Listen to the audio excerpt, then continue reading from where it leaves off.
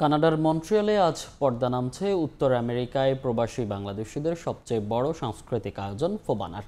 ৩ দিন ব্যাপী এ অনুষ্ঠানে ছিল উপচে পড়া ভিড়। বিস্তারিত জানাতে কানাডার মন্ট্রিয়ালে আছেন রিপোর্টার হাসানুজ্জামান সাকি। সরাসরি যাচ্ছি তার কাছে। সাকি,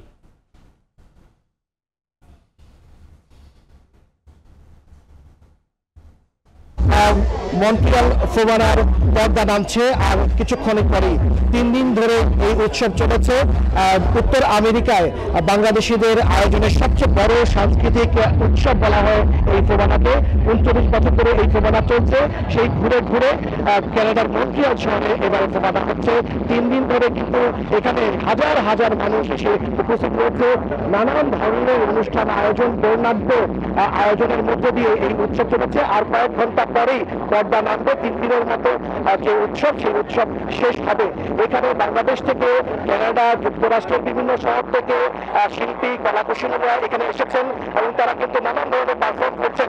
এখন এই মুহূর্তেই আমরা কিন্তু ভিতরে দেখছি যে বাংলাদেশের চিত্রনায়িকা নুসরাত ফারিয়া তিনি তার পরিবেশন করছেন, নৃত্য পরিবেশন করছেন।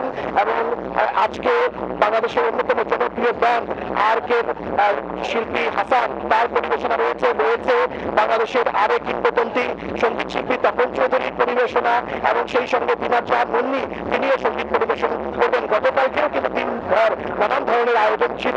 সবকিছু মিলিয়ে কেমন আয়োজন চলছে, আয়োজকদের যে এই ফোবানার যারা আয়োজক, কানাডা বাংলাদেশ সলিডারিটির জয়েন্ট সেক্রেটারি, ফোবানার জয়েন্ট সেক্রেটারি, মেম্বার সেক্রেটারি একটু কাছাকাছি আসবেন, একটু বলবেন যে আপনারা কেমন হচ্ছে ফোবানা এবার?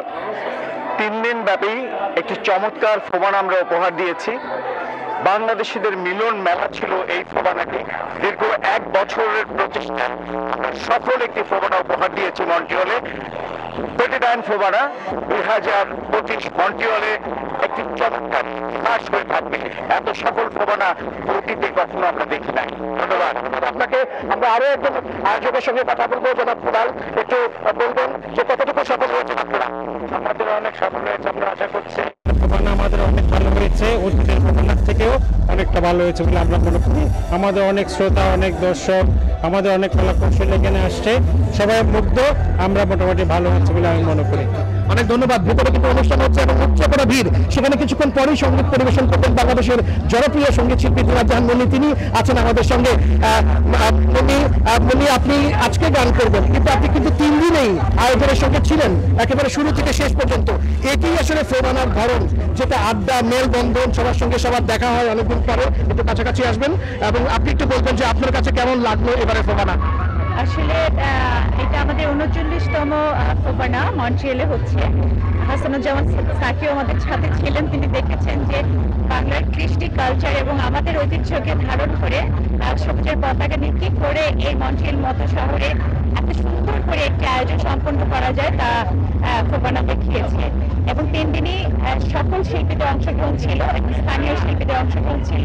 সবচেয়ে বড় কথা যেটা হয় যে আমি সময় টিভির মতো জানাতে চাই যে বাংলাদেশের লাল সবুজ এবং মানচিত্রকে বুঝিয়ে দেওয়ার জন্য প্রবাসীদের যে চেষ্টা, সেই চেষ্টার কোনো ত্রুটি ফোবানা কমিটির ছিল না।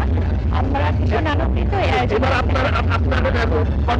থিম সং হয়েছে, যেটি কবির বকুল লিখেছেন, এবং অনেক নতুন প্রজন্মের অংশগ্রহণ ছিল। এই ব্যাপারটি কেমন লেগেছে আপনার, একটু যদি বলেন? এটা খুবই আমার জন্য অনেক বড় ব্যাপার যে ৩৯ বছরের ফোবানা, সেখানে প্রথম একটা থিম সং হলো। সেই থিম সং এর কথা এবং সুর করেছেন কবির বকুল। গানটি আমার গাইবার ভাগ্য হয়েছে। আমি বিশেষভাবে কৃতজ্ঞতা জানাই ফোবানা কমিটির প্রেসিডেন্ট আতিক ভাইকে এবং রহিম ভাই, জাকারিয়া ভাই সহ এই কমিটির সাথে জিয়া ভাই যারা ছিলেন, যে তারা আমাকে সুযোগটি দিয়েছেন। আপনাকে অনেক ধন্যবাদ। শুনছিলেন যে এই আয়োজন কিন্তু একেবারে মধ্যরাত পেরিয়ে ভোর পর্যন্ত চলবে। ভোর যে 2টো কিংবা 3টা পর্যন্ত এই আয়োজন চলবে। এখনো সেই আয়োজন চলছে ভেতরে। এই ছিল আমার কাছে ৩৯তম ফোবানার আজকের শেষ দিনের মতো আয়োজনের সর্বশেষ খবর। আপনাকে ধন্যবাদ। হাসানুজ্জামান সাকি, সময় সংবাদ, মন্ট্রিয়াল, কানাডা। সরাসরি যুক্ত ছিলাম কানাডার মন্ট্রিয়ালে।